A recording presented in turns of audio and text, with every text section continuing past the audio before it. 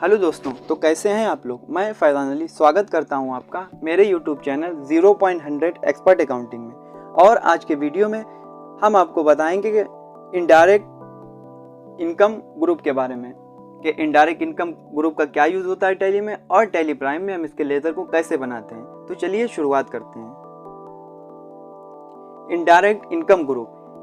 Indirect income इस group का प्रयोग तब किया जाता है जब हमारे व्यापार में ऐसा पैसा आता है जो हमने अपनी मेहनत से ना कमाया हो। वह पैसा इनडायरेक्ट इनकम ग्रुप के अंतर्गत आता है। जैसे हमारा इनडायरेक्ट एक्सपेंसेस था, उसी का अपोजिट ये है कि इनडायरेक्ट एक्सपेंसेस में हमारे खर्चे होते हैं और इनडायरेक्ट इनकम में, इनकम से मतलब हमारे व्यापार में पैसा आता है।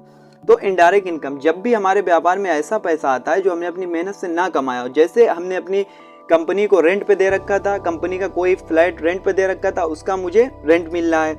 मैंने किसी को माल सेल किया और सेल के बदले में मैंने इंटरेस्ट चार्ज किया, तो मुझे इंटरेस्ट का पैसा मिल रहा है, तो वो इनडायरेक्ट एक्सपेंस इनकम में आता है।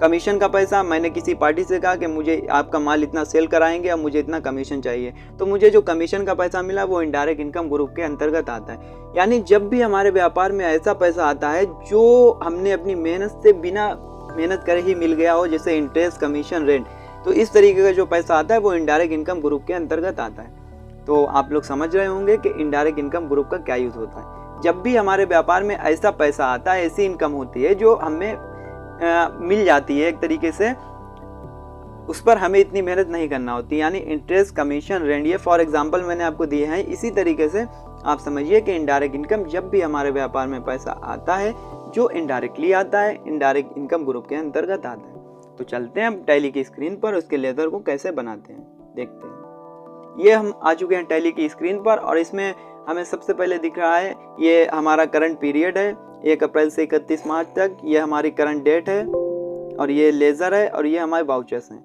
और ये हमें गेटवे ऑफ टैली में जाना है, तो गेटवे ऑफ टैली में ये ऑप्शन है। हमें मास्टर्स में जाना है, मास्टर्स में create alter chart of account, तो हमें क्रिएट पर जाना है, लेज़र बनाना है और यहाँ पे लेज़र पर क्लिक कर देना है। यहाँ पे हमें लिख देना है रेंट रिसीव, इसको लिख देना है रेंट रिसीव।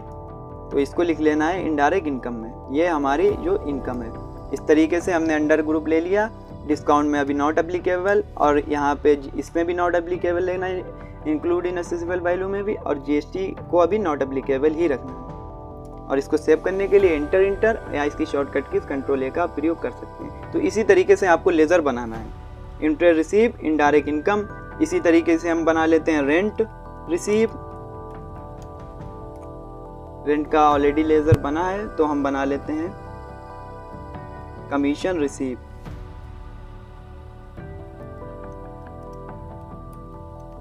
इसको इनडायरेक्ट इनकम में लेना है।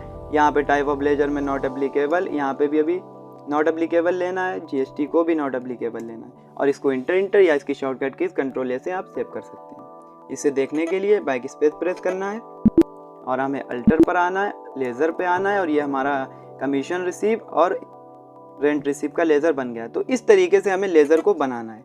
तो आप लोग समझ गए होंगे कि डायरेक्ट एक्सपेंसेस ग्रुप क्या होता है और टैली प्राइम में इसको लेज़र को कैसे बनाते हैं। आज के वीडियो में बस इतना ही, मिलते हैं अगले वीडियो में।